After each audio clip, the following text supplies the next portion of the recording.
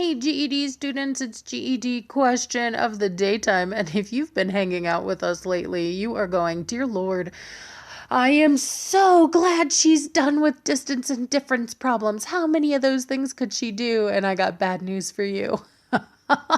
This is just a word problem application of all we've been looking at.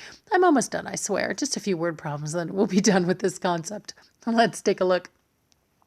It says a diver is 350 feet below sea level. A bird is flying directly overhead, 150 feet above sea level. How far apart are the diver and the bird? Now, most students do this wrong. They go, oh, how far apart are they? I'll just subtract 350 minus 150. They tell me they're 200 feet apart, and they're totally happy, and they're totally wrong. These are the same students who tell me, Kate, I did so good on my math test. I only missed a couple. I got it 132. And I'm like, woo, you missed a lot more than a couple.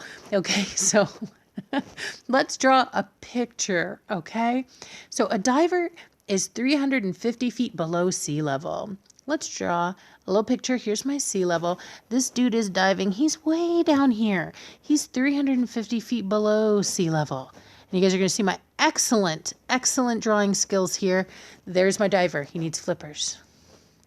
Now he's a diver. Okay. Now, a bird is flying overhead. Guys, where does the bird fly? Not in the water, right? The bird's flying over the water, 150 feet above sea level. Guys, these two things are way more than 200 feet apart. Okay, the diver was already 350 feet from the surface of the water, and the bird is even further than that. Even further than that, okay? So, I'm not going to just simply subtract 350 and 150. They actually need to add. It's 350 to the surface of the water, and then another 150 feet up to the bird. These guys are not 200 feet apart. They're 500 feet apart. Now you might be saying, Kate, that doesn't mathematically make sense. I should be able to subtract to find the distance between them. Yes, you should. But you must pay attention to signs when you subtract, y'all. This is 350 feet below sea level. It's a negative 350. This is 150 feet above sea level. This is a positive 150. Okay, if I want to find the distance between them, yes, I could subtract. I would start with the bigger number. 150 is bigger than negative 350 because it's positive. Positive numbers are always bigger.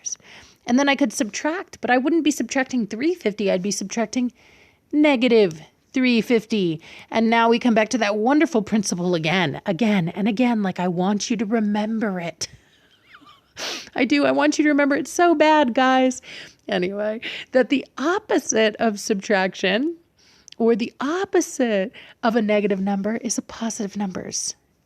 Two negatives in a row make positive or plus. So I get 150 plus 350. And of course, that does give me 500 feet, whichever way that I do this problem, as long as I really think it through. Consider my signs. Consider how far apart these things really are.